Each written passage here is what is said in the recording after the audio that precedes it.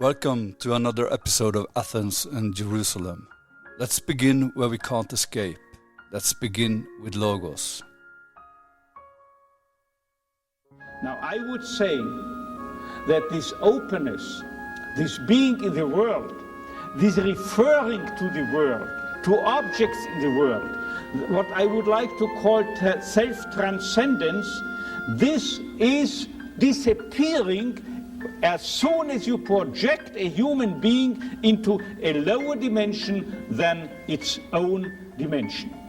Point of the V goes up to the nuclear explosion that created it. Tell me this, Dr. Oppenheimer.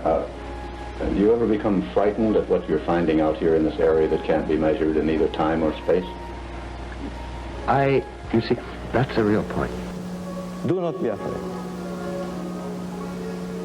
Open your hearts, open up your hearts. Open up your hearts to Athens and Jerusalem. The infants of our culture, united, independent, polarized, and even bloody. Athens, the cradle of wisdom and rationality. Jerusalem, the cradle of faith and spirituality. In this podcast, we look at reunion. Could reason be more than modern secular skepticism? And could spirituality be more than belief?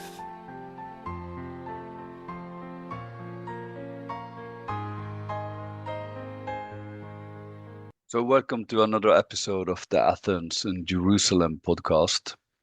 In this episode, we will focus on Leo Strauss and his lecture on the distinction between Athens and Jerusalem from 1950. Leo Strauss is a philosopher and not a theologue, but still he focuses on both the Athenian and the Jerusalem way of life. And it's important to know that his understanding of God is not concerned with the creation, but with justice. And it is always a focus on what is a good life. And this is also what he understands as the main interest in religious or the Jerusalem way of thinking and also the Athenian way of thinking. And when we talk about this, it's from the ancient time. So we could ask, what do we trust in? And in the Jerusalem way, we could say that we trust in God. And in the Athenian way, we would say we trust in Logos.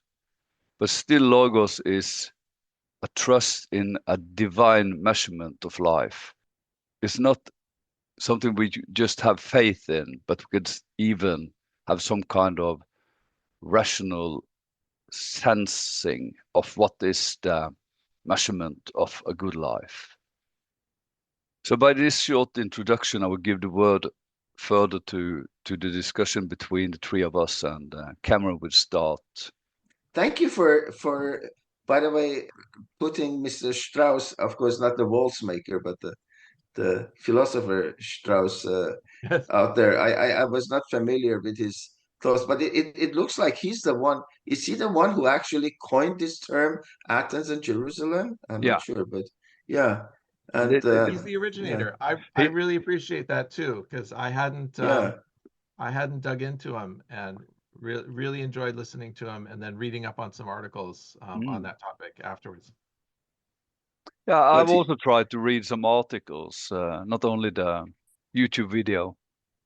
The sound quality in the video was not so good, so I found actually a literation of that. So it was easier to read it.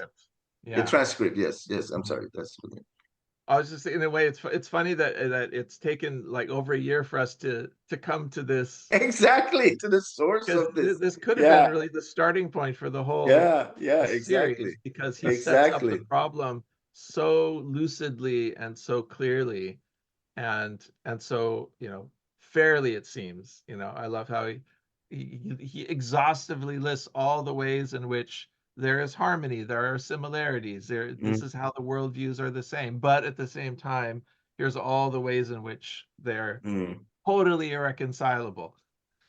And So maybe we could use some time in this episode to try to capture some of the similarities and For sure. Yeah, let's do where is that. the difference. Yeah, Yeah, actually, Yeah. not only I must say, okay, perhaps a bit differently from you. First of all, I must admit that I didn't read or listen to all of it, but there was there were parts that to me would have been sort of I would say interesting and fruitful, and I thought that he sort of went over them in a rather sort of okay, confused is the wrong, but I mean like a bit of a shotgun approach and a little bit this and that, and the part that I'm specifically uh, thinking about is because I think that somehow in this myth, so to say, there is a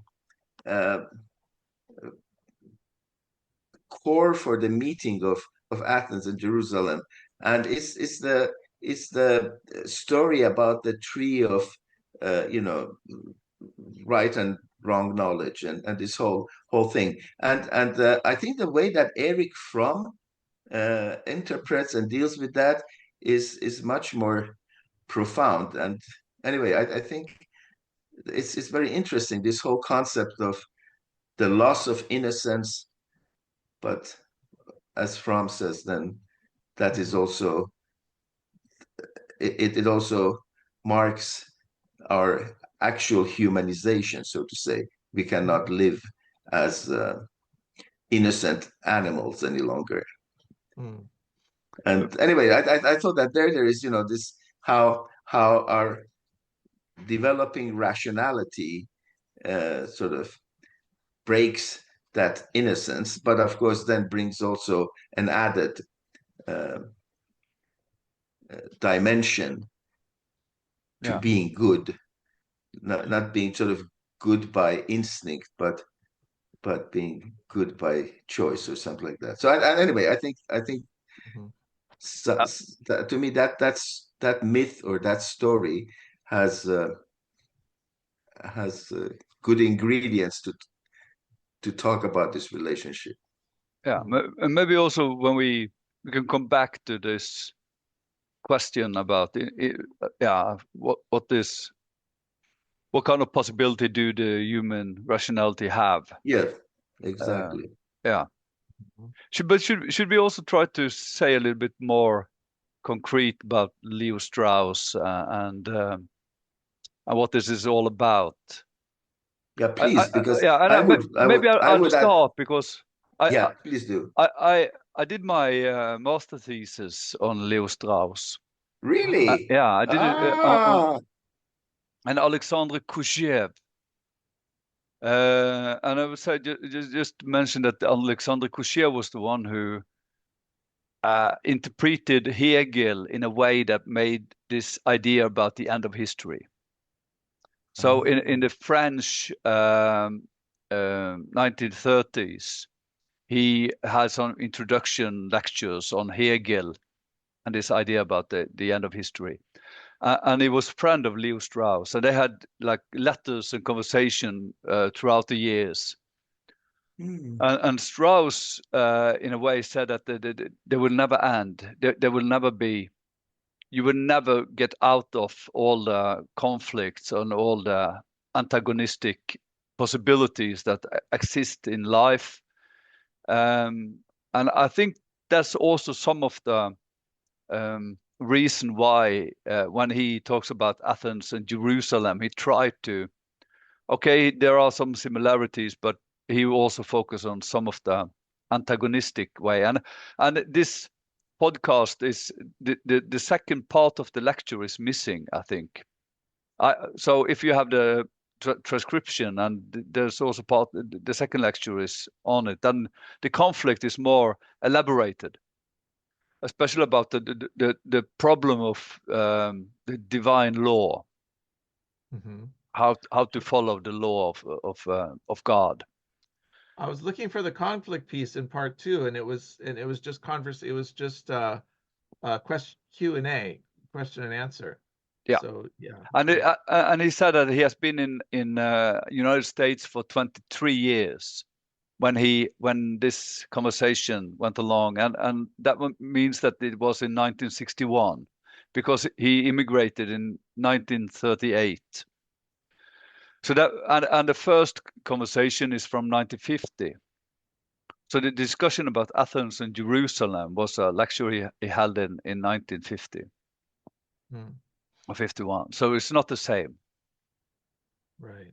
But maybe we should also, because I think there's also in our introduction to the podcast, we have this distinction that we said that could rationality be more than modern secularism, and could revelation be more than just, how to say it, obedience? Blind obedience. Yeah, blind Yeah. obedience. Yeah, Hmm. and I think that's also some kind of starting point for Leo Strauss. But and he's very critical to this modern, like he would say, is a myth that we have no way, that it's not possible to get back and start to think the same way as the Greek or the pre-modern philosophy did. So that's one of his starting point, is that he believed that in some way or another, Plato is still a possible way of thinking today. Uh-huh. So that would I say is one of his, and but then he would say that, okay, still, if rationality is not modern secularism, still there is an antagonism between the Platonic reasoning and the yeah, revelation, the Jerusalem way of life, because he understand, and I think that's a very important point also, that he believed that this question about religion or about culture is a very modern way of thinking, and he would rather talk about way of lives, or maybe.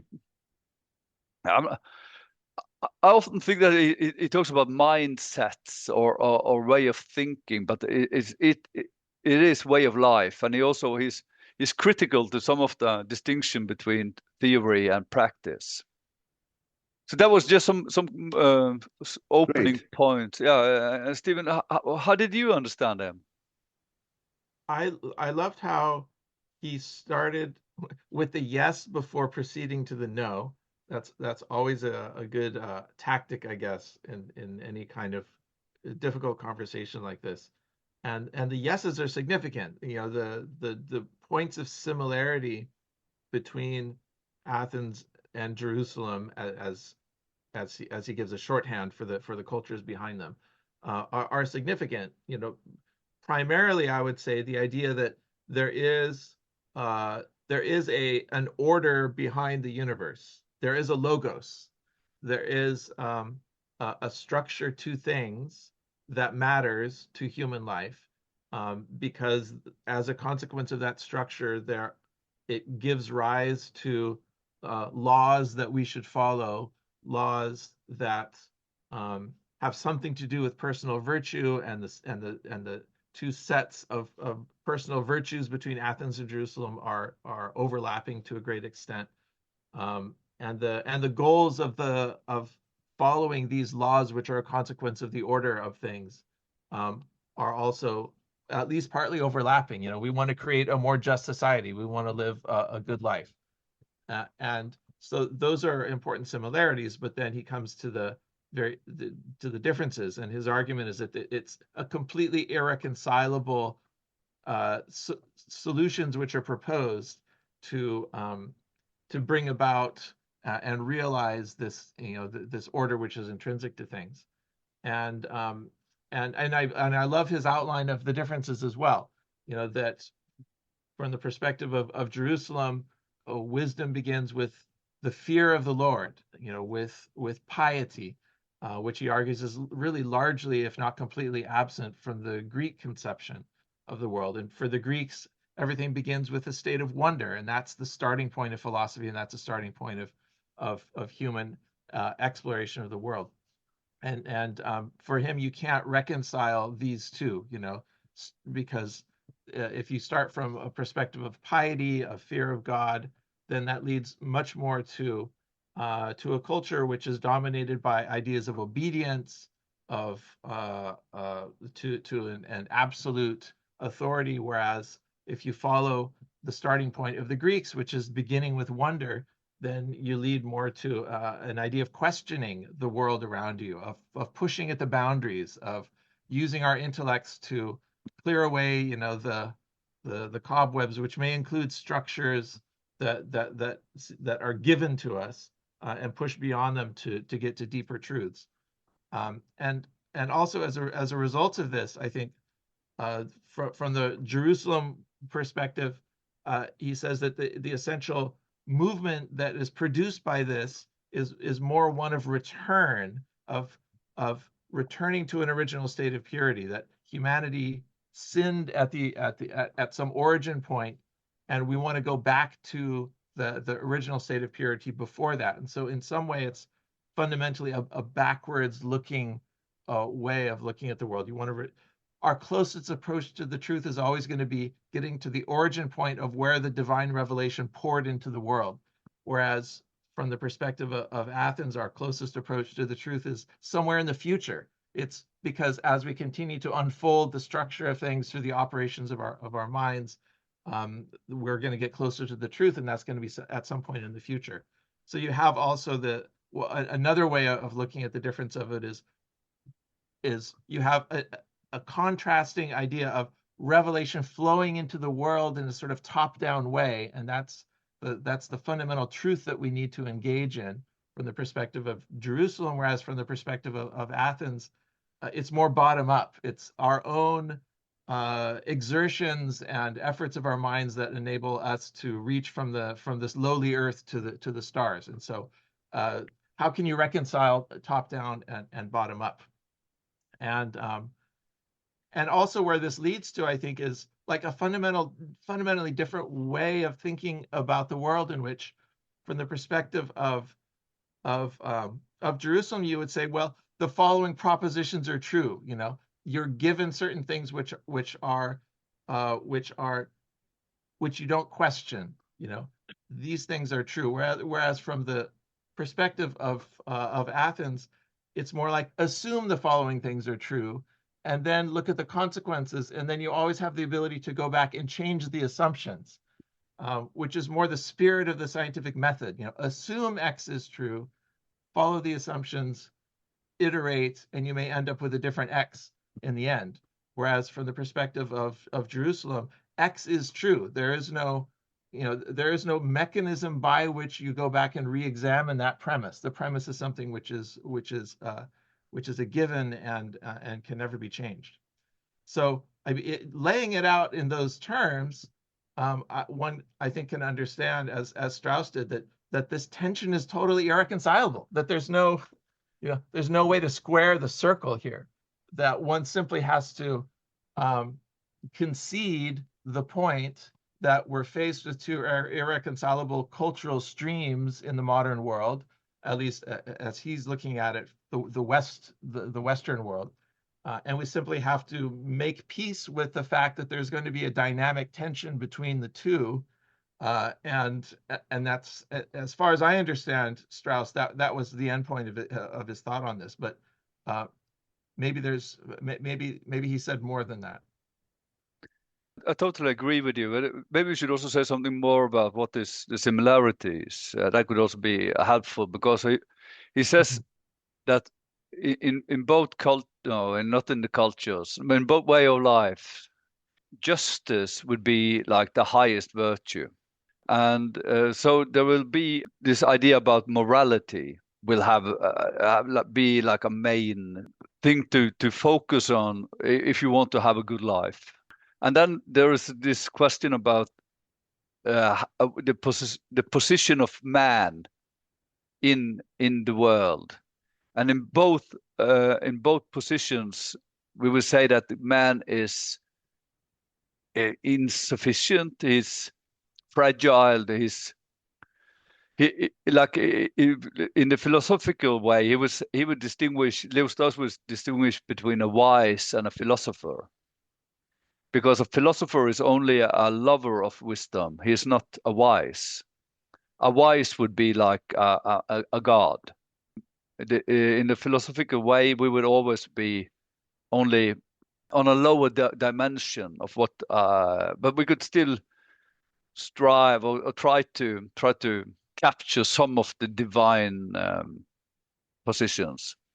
And this distinction between man and God is also, part of the Jerusalem way of life. And both are important to understand the nature of man and to understand what is possible or not possible to capture when we are focusing on justice. And then we end up in this question of, but what is nature, and what is the law which we could find either by trying to do philosophy in the Athenian way or by obedience of faith in God in the Jerusalem way. So in both cases, we try to find, we have some problems, and we try to find two different. There are like two different way of how to try to reach these natural laws or divine laws, or what we should call them, laws that are common to all people. Is there, could we move to the moment to looking for how we might actually resolve them? I mean, because I suspect that Strauss was wrong in his conclusion that these two tendencies of the human soul, these two, which have given rise to these two different cultures, which are so foundational to Western culture, I suspect that his conclusion that these are totally irreconcilable streams of thought is incorrect. But how would I summarize the way in which I believe that these two streams of thought are incorrect? And my starting point would be, I think that what he has done, and what everyone, just about everyone in this field has done, is committed an error of assuming two things with different labels are actually two separate things when actually they're the same thing. And the thing I have in mind, as you were just talking about, is nature. So what is our conception of nature in Athens versus Jerusalem? And I think I have a feeling that we may share an intuition that nature is the ineluctable mathematical laws of physics and biology and chemistry that have no will or reason behind them, that give rise and explain the physical world, whereas we think of nature as being opposed to God's action, the action of the divine in the world. And the reason we think they're opposed is because God's action sometimes contravenes what we think of as the laws of nature. God sends prophets, reveals verses, performs miracles, listens to and answers prayers, and the list goes on and on about the ways in which we think the activity of the divine is a fundamentally different order and category of things than the activity of nature. I propose my conjecture, and I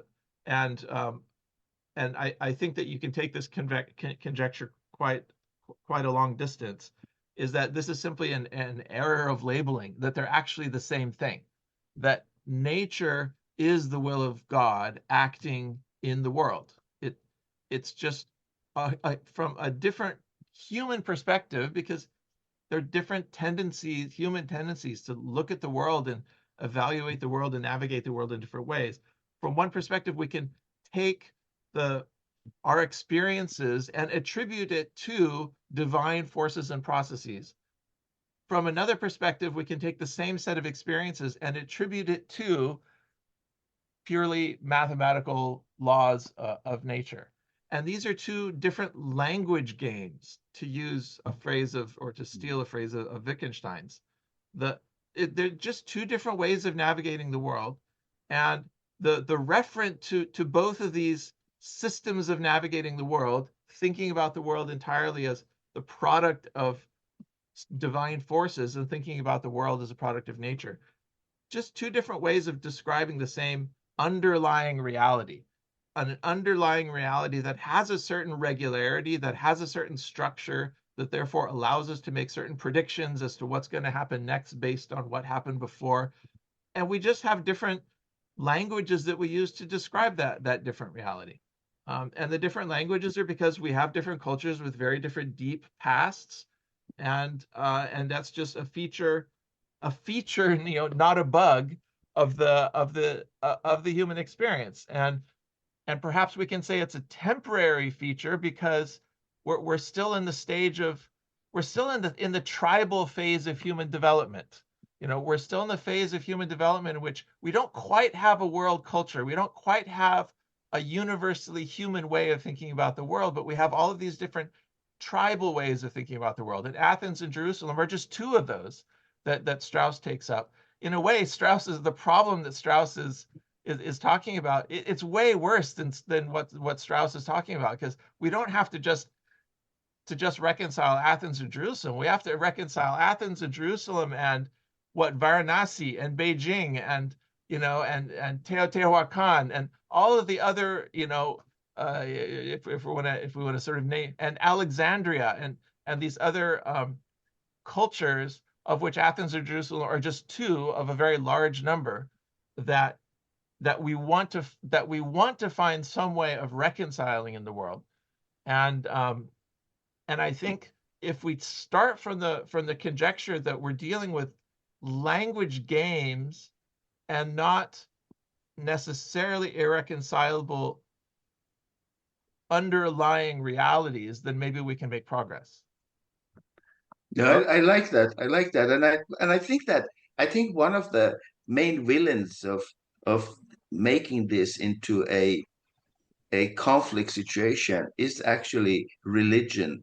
You see, because I think I sort of in my mind think that the kind of, how would I say, traditional religious thinking was the way of thinking of our childhood. And then comes the puberty with the scientific thinking. And our childhood is disturbed by that. And the child wants to retain his childlike innocence and stability, and not having to deal with these things. And so religious people have seen science as a challenger and as a rather inconvenient such. So then the idea has come up that, okay, so God can come up with things that science cannot explain. This kind of a God of the wholes, or and of course that's a very, I think initially it didn't seem such a stupid position to take, but now as science has developed, God is squeezed into ever smaller space.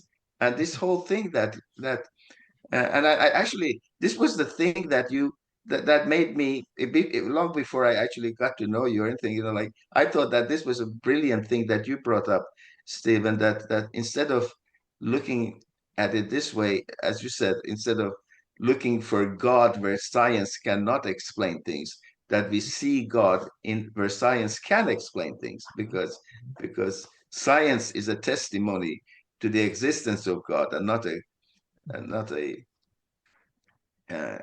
sort of a competing force. But I think religion or religious thinkers have really had a big share in sort of emphasizing this difference between Athens and Jerusalem, in trying to say that, well, yeah, you science people, you think you can explain everything, but how about this, But now those how about these things are becoming fewer and fewer, and probably in the end will become none. And so yeah, I think this is important. And another comment I would like to make is about this whole thing about culture, because I think, or culture and way of life. I think that maybe a a way to express this that would help us both achieve greater integration and unity, but also see issues that are important, is to think in terms of how we understand our humanity. And I think now, especially today, in the age of artificial intelligence, we have a sort of a further uh, challenge and an invitation to try to think, like what makes us really human, and what constitutes our human development. Because I think that if we pursue that line, and that's where I think that mythical story of the Garden of Eden and the tree of right and wrong knowledge is helpful, because I think somehow it is impossible for us to really think of our humanity without combining both Athens and Jerusalem, one without the other, uh, both in philosophical terms, but also in very practical terms, ends up in expressions of what is supposed to be our humanity that are very, very lacking. And so whether we look at weapons of mass destruction or the sort of a Taliban type, and I don't mean to refer to either one country or one religion, but that sort of style of religious thinking, I think they both are extremely detrimental to to being human and becoming human. If I try to answer as I guess maybe Leo Strauss would have done, and he would, of course, he would differ between like a religious law and a divine law. That might seem strange to someone, but he would say that a law made of human in a religious culture is something different than the divine law of God. Of course, it could be some of them could really try to have captured the essence of the first one, but often we are missing. And I also think that when he focuses on the way of life, I think he's trying to have like a practical turn, and he's actually trying to capture this sense of, trying to be both philosophic, to be a philosopher and to live as a philosopher, and at the same time live as a believer, a religious believer, or I mean, like a believer in God. And I think that was one of his main problem in life. And he also referred to like Herman Cohen and how he tried to, like that. He was a neo-Kantian philosopher, and how he tried to be both like a Jew and a philosopher. So I think that's one thing, one comment. And the other one is that I think that on Stephen's distinction, I just wonder if he would say that this idea that the God or the divine is the same as the scientific laws is like a Athenian way of thinking, and this distinction between the laws and the divine will would be more like a Jerusalem way of thinking. And I also wonder if he would say that there are maybe there are not more than these two ways of life. And the reason why is that I think he was trying to, okay, if you look behind the Chinese or behind all kind of religious or philosophical or cultural way of being, that you end up in the same discussions, the same distinctions. So I guess that would be his answer to these differences. But then I think he also, and this makes him a little bit more tricky, is that he has in a way a third way. And the third way is the modern, rational, secular way of life. And he's very critical towards that way of being. And one thing is that it turns man into gods. Mhm. And we are starting to believe that it is possible for the human race by our scientific way of being to actually have a good life without religious or philosophical um, problems or discussions at all. So in a way, we are ending up with not only missing the theological discussions, but also missing the philosophical. And he will say that we are missing this idea about nature, or all in all. We just we yeah, we're just staying in the cultures. Mhm. Can we So really reduce? Would he be right if he were to claim that these other cultural uh, problems that we might try to bring in can really be reduced to, the Athens and Jerusalem, um, polarity? Um, I wonder if that's true, because both Athens and Jerusalem, to my mind, uh, also share a very deep similarity in the way that they view the world in sort of axial terms. yeah, There's a realm below and there's a realm above, and you can call it the realm of Platonic forms, you can call it, yeah, heaven or the realm of God. But it's fundamentally dualistic in its conception. You have material realities and you have realities of the spirit, or realities of the, of the form of the good. Whereas in certain Eastern traditions, it, as I understand them imperfectly, they do not begin with that dualistic presumption, but rather they see things more from a monistic, or at least or perhaps even better, a non-dualistic perspective, in which the I and the thou, the this and the that, the higher and the lower, the nature and God's will, you know, the you don't begin with the sense of these are two very separate things.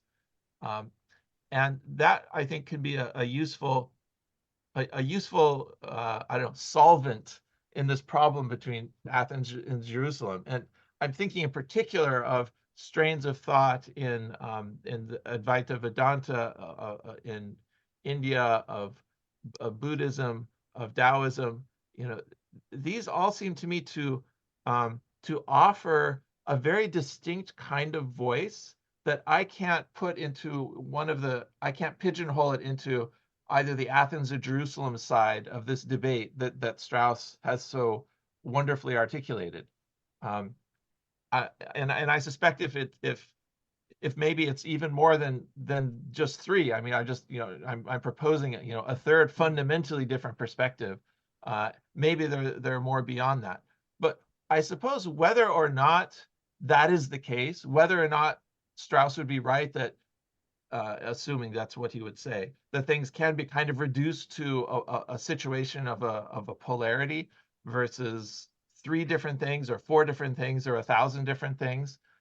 In the end, we still have the same problem in the world right now, which is we're living in a world in which, um, these different sort of tribal configurations of thought can no longer continue indefinitely to exist the way they have in the past. Mm. The it's the spots of mold on the petri dish. There've been, the petri dish of the world, and the different human cultures are like different spots of mold that have been growing over the centuries and millennia.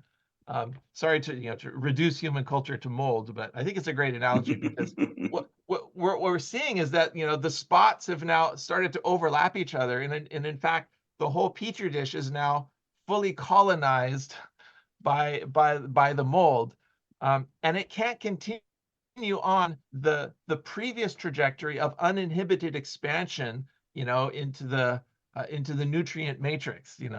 We've hit the limits of the planet in certain fundamental ways, and in this generation, we're starting to see the physical consequences of hitting that limit. And it seems to me that demands a different kind of trajectory going forward, a different way for cultures to relate. You can't simply say, well, all right, you're over there in your corner doing your own thing, and we're going to continue doing our own thing, because everything is now intertwined in a way that was not in the past. And that's demanding, I think, that we find a way forward that somehow reconciles these. And maybe Strauss is right that there's a kind of dynamic tension that has to be maintained. Maybe there's a way of approach that resolves the tension more fundamentally than Strauss thought it could be resolved.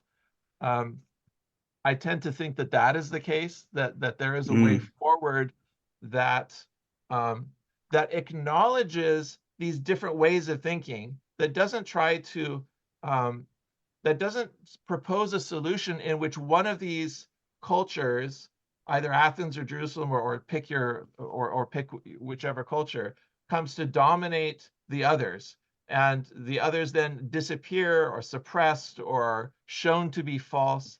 I don't see that as a possible future for humanity, at least in any sort of time frame that we can work with. But somehow we have to come up with a meta culture that understands, and maybe Kamran's I love Kamran's analogy that, well, the Jerusalem is kind of the child stage of humanity, and Athens is kind of the adolescent stage of humanity. We're sort of learning our own independence, and we're breaking all the rules and causing lots of problems along the way, but we're also exercising our human autonomy in ways that we didn't as a child. And as a child, we were more content generally to follow the instructions of our parents, who are who are our whole world. And maybe if we can see these different cultures in some sort of terms like that, although those terms tend to say, well, the child, of course, is less than the adolescent. So, isn't it better if we're all adolescents than if we're all children? Because that creates a sort of hierarchy of culture in which some cultures are more advanced than other cultures. So on the one hand, I love the analogy, and I think there's a lot of truth to it. On the other hand, if we want to create or point the way forward to a kind of world culture that is a big enough umbrella to embrace these other perspectives without suppressing them, we have to somehow find a way to do it that equally validates them, that doesn't say, well, this one is more advanced than this childish one. We have to somehow be able to say, these are all different facets of a multifaceted jewel, and which facet you see is a function of the angle at which you're looking at the jewel. I don't know if there's a better way of doing it.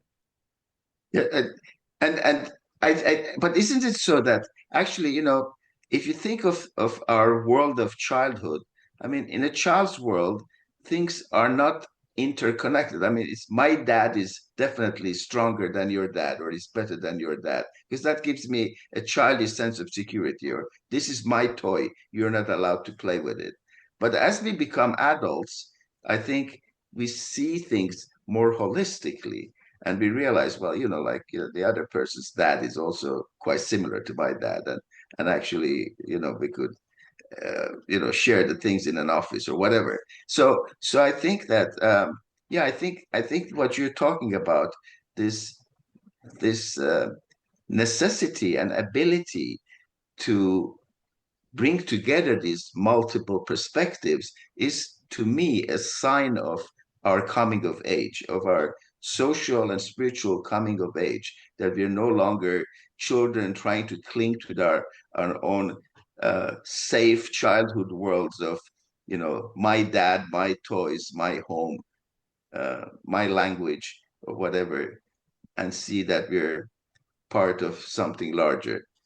It's challenging. It's sometimes even painful, but when you take that step, it's an enormous, I think, it's a wonderful thing. It's and you enter, and so I think that another way maybe to look at it is that in childhood we have this adaptation, and in puberty we have this kind of like opposition or as you were saying, like criticism.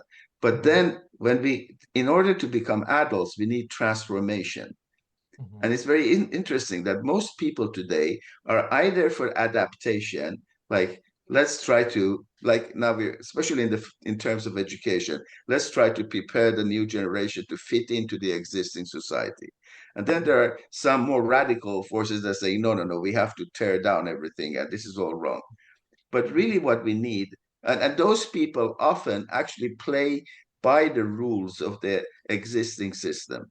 But what we need really is a transformation. I think central to that transformation is what you were saying, is from separate life worlds into a global, not global only in the geographical sense, but global in a philosophical sense of realizing how rich humanity is. So And if I understand you correctly, then the transformation is to transform the rules of how we are thinking or how we are behaving. Yes, yes, Yeah. exactly. And And then how we we are look back. at We are, reality. yeah, and then we are back in the law of morals. So let me raise the question of the elephant in the room, in my mind. We can we can sit here and philosophize about what the world needs, and we may even, let's say, correctly land on the solution from a philosophical perspective. Yes, we need a sort of adult view of things that recognizes all of these previous views as valid stages in a process, and so from our adult perspective, uh, we can um, we can find reconciliation between these different tribal mindsets and move forward into a more global mindset. The elephant in the room to me is who, how is this going to take root? How is this going to become a popular idea? When has philosophy ever actually changed the culture, the viewpoints of large numbers of people, like on a mass scale? Because that's what's needed here. What's not needed, you know, it's not going to change the world if this bright new idea is restricted to people who love thinking about this kind of thing, and they all read the same books and all of that. It has to become a mass movement.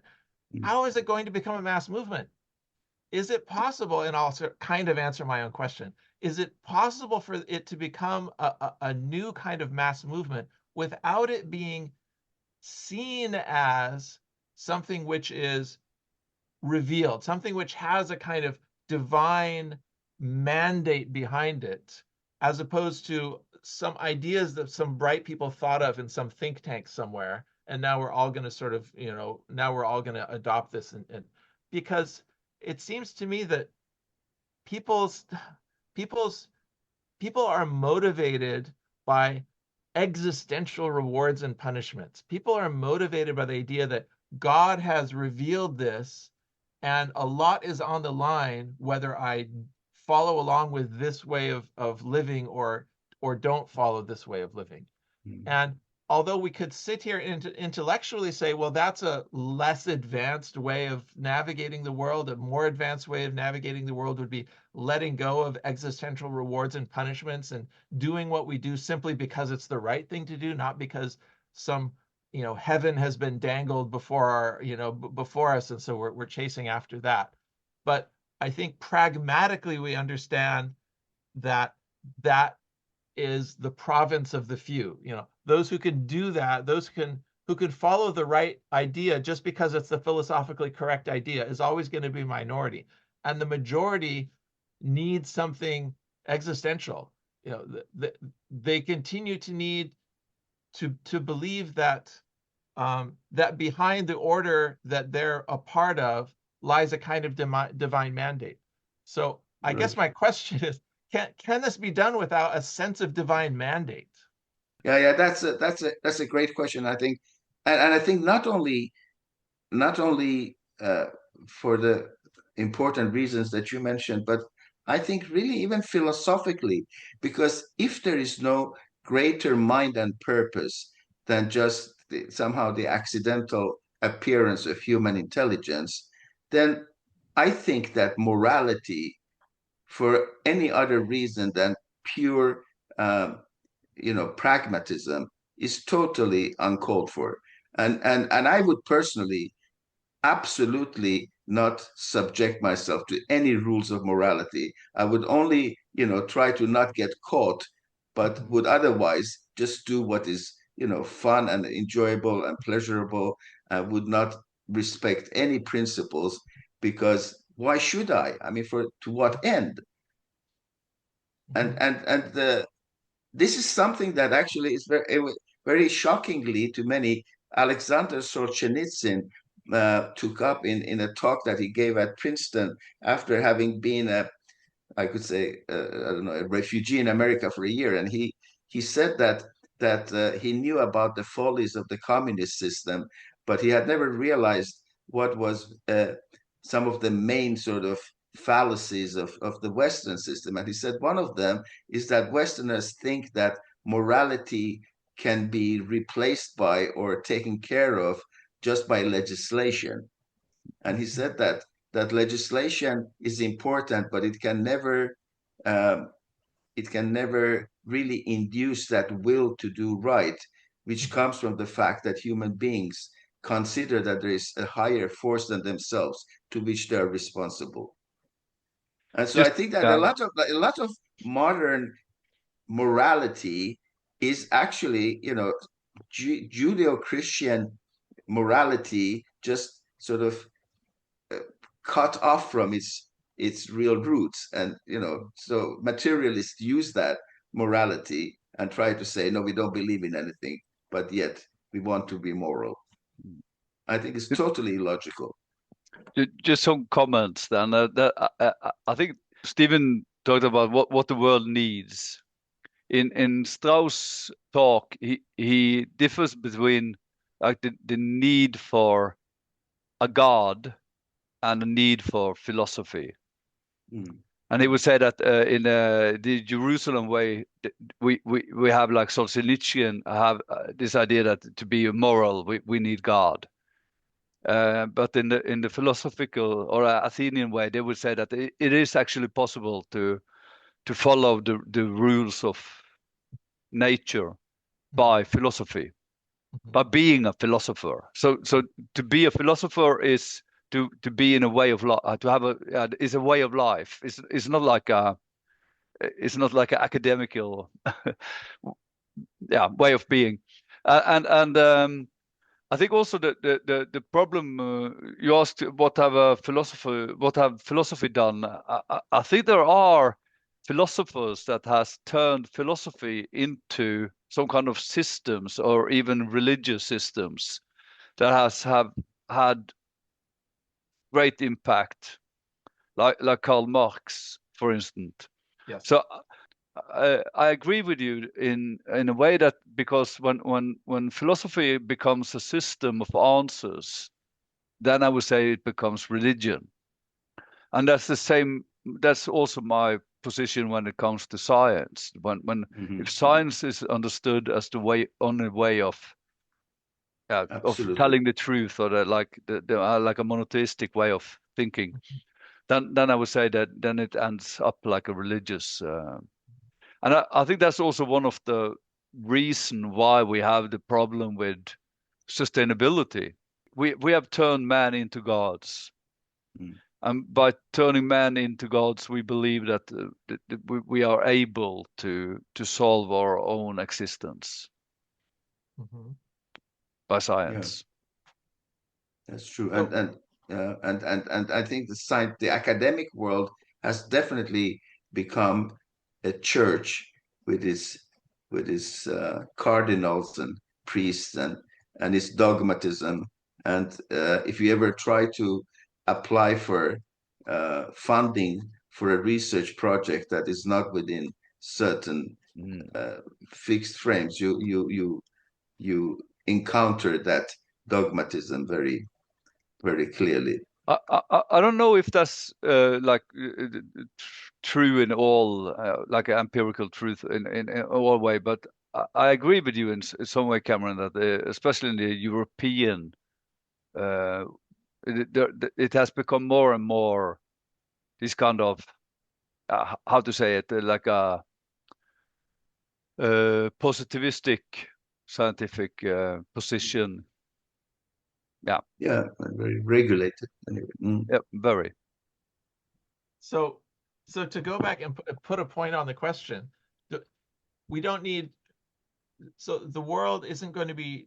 Yes, certain philosophers. Marx is the great example of a philosopher who said, the point is to change the world, not to just describe it. And he went and changed the world. One can argue and question whether that's been a successful thing, and as it's at least has been applied in different contexts over the last century. I think arguably and convincingly, arguably, it hasn't been successful to promote the sort of human flourishing that we think is actually possible. So what then do we need if we've tried philosophy? And most people are not going to do the right thing because philosophy demands it. They're going to cut all the corners they can, unless they believe that there is a divine order behind things that's somehow keeping score, so that your good deeds and your sins are all weighed up in the end, and your due recompense is apportioned. So, and this is the human condition. Perhaps we can say it's the human condition, and maybe at some future point things will change, but not in any time scale that we need to be concerned with.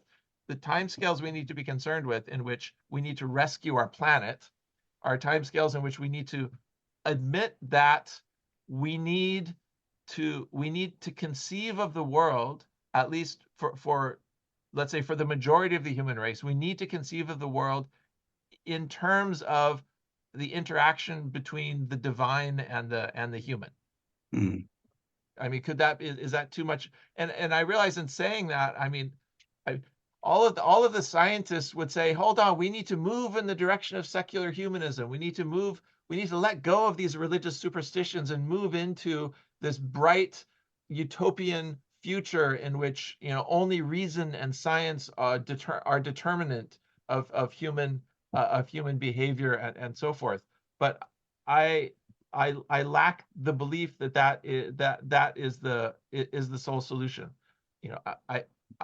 I tend to believe that humanity requires at this stage still, as a whole, requires to see itself in relationship to a divine, which is not itself, which is not simply a mirror reflection of its own, of its own inner state, but that it's somehow out there,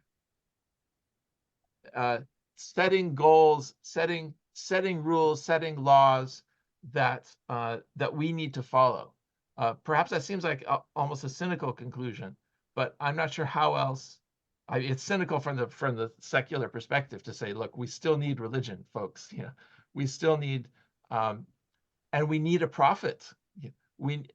But we're not prophets in this room, and we can't sort of magically summon up a prophet to do the thing that we think needs to be done, which is harness these animal spirits of humanity around a single kind of shared vision. But if we look back at history, who else has been able to do that other than those individuals that we call prophets? Who else has been able to harness those animal spirits and create some larger sense of identity? We need a prophet for the present age, a prophet for the world, not a prophet for this tribe or that tribe, but a prophet who comes and somehow reconciles and embraces and validates all of the tribes and all of the tribal visions that came before, and does so within the context of a new kind of global vision. My answer would be the nature. That the nature actually has the possibility to change human. By nature, what do you mean? Yeah, I mean reality, the world, what's going to happen in the world, and it's going to. So we'll be forced by necessity to change our patterns of behavior. Yeah, in a way, but maybe like huge catastrophes in the future would force us to actually change our way of thinking. But I think that is true. And I think we can see that even now, in a secular country like Sweden, where I live now, just during the past few years, many thinking people are becoming much more open to metaphysical aspects of or existential questions. But I think that having the pressure to start thinking differently is not quite the same as being shown the way forward. And so yes, I completely agree with you that the flood can create a pressure, but I think the pressure would be then to find that arc that can sort of get us through the flood. And I think that arc is what Stephen is talking about. And the only thing I would say about the arc is that I think for modern human beings to be able to accept a religion today, it would have to be very different from the way that religions have taken form in the past. And I think it brings us back to the theme of our podcast. It has to be able to integrate Athens and Jerusalem, because the kind of religiosity that says that, believe in existential metaphysical things that have no rationality to them, I think that's not going to become a mass movement today. So we need, I think we need to integrate Athens and Jerusalem into a sort of a new format of religion that could give us existential meaning and yet rational clarity, something along those lines. I think this is a nice ending of the session. But I was thinking that maybe I should give a pray in the end. Oh, wow. And it's Socrates that makes this pray in one of in Plato's dialogues. It's Phaedrus' dialogue. And it's in the end of the dialogue, and Leo Strauss, when he was interpreting the dialogues, he often focusing on the beginning and the ends. He understood as very important for what was going on in the dialogue. That's the same in all books, he would say, in great books. And the thing is that after discussing what philosophy could help human beings, then Socrates ends up actually in a pray. And so I'll read the pray for you. Thank you. O beloved Pan, and all ye other gods of this place, grant to me that I be made beautiful in my soul within, and that all external possessions be in harmony with my inner man. May I consider the wise man rich, and may I have such wealth as only the self-restrained man can bear or endure. That's the whole prayer for Socrates. That's beautiful. Nay, thank you so much. That was a wonderful prayer, and I wish that for all of us. Yes. Yeah. Truly. Thank you so much. Then we could also discuss what is the difference between a philosophical prayer and a religious one. Religious prayer. But that could be the next session, maybe. Okay, so thank you so much for this. Thank you. It was wonderful once again. You have been listening to Athens and Jerusalem, created by Cameron Namdar, Stephen Phelps, and Knut Ove Essay. Nora Juel is the broadcast voice and technical support. Music is pieces of Edvard Grieg's Morning Mood. The voices in the intro are Viktor Frankl, interview with Robert Oppenheimer, and Pope John Paul II. Thank you for listening, and please check out another episode.